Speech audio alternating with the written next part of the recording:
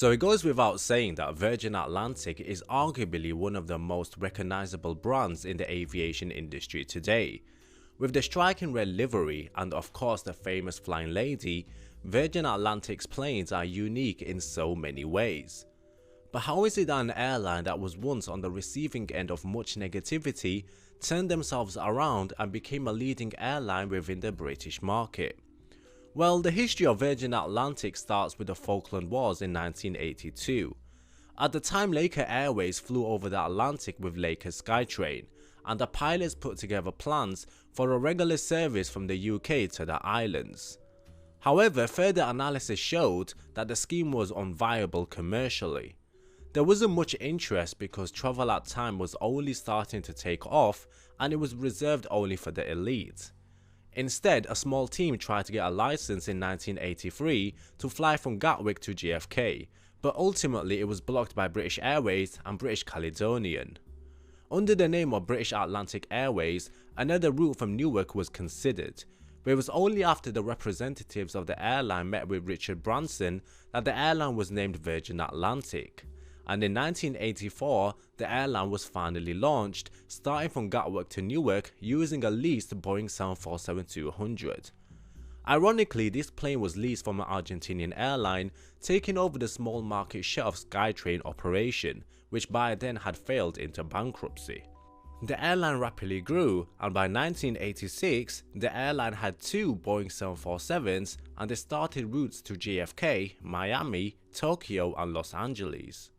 During their growth, British Airways saw them as a fierce rival, and in January 1999, the UK Civil Aviation Authority opened the door for Virgin Atlantic to operate from Heathrow, and services were started from July 1999. Now, this was one of the major causes for the famous British Airways Dirty Tricks campaign against Virgin Atlantic. In 1992, British Airways published an article in BA News which argued that Branson's resistance against British Airways was merely for publicity. Now, Richard Branson of course didn't like what he was hearing, so he decided to sue British Airways. This matter was closed and Branson won the lawsuit when the evidence was presented that British Airways was essentially on a mission to kill off the Virgin Atlantic brand. So fast forward to 1997 and the airline had its first major accident. After numerous attempts to shake off the jammed landing gear of the Airbus A340-300, the aircraft made an emergency landing at London Heathrow Airport.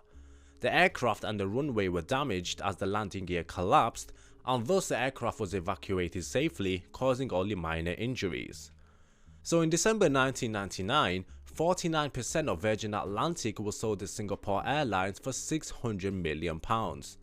Now, this was a great partnership because it gave amazing perks to each of its members of the airline's frequent flyer scheme. By 2003, the airline was interested in Australia following the collapse of Ansett, and the plans turned into Virgin Blue. Meanwhile, in early 2006, Virgin Blue announced their intentions to operate up to 7 flights a week to the US using Los Angeles International Airport, and by 2008, these plans had turned into Via Australia. So fast forward all the way to June 2015, and Richard Branson has admitted that Virgin Atlantic would be in real trouble without the strategic support from Delta Airlines.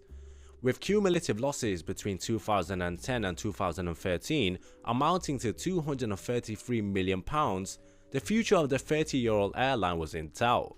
In the same month, the airline announced that it would cut 500 jobs to establish a more efficient management structure. They also announced their intentions to form a joint venture with Air France-KLM. Under this agreement, Air France-KLM would acquire 31% stake in Virgin Atlantic, currently held by the Virgin Group, for £220 million. Virgin Atlantic would retain their independence as a UK airline and with a UK operating certificate, and it would also continue to fly under the Virgin brand. But despite all of the glitz and the glamour that the airline will try to dazzle you with, they are under serious financial trouble. Great efforts have been put forward to rectify the issues that they are currently facing, and although things are slowly improving for the better, it will still take a long time to regain their market share that they once had. So there you go, my friends, that was a brief history of Virgin Atlantic, one of the frontiers of the British aviation market. Now I'm curious to know whether you've flown with the airline, and if so, how was your experience? Do share your opinions and thoughts in the comments below, like and subscribe if you enjoyed the video, and I hope to catch you guys in the next one.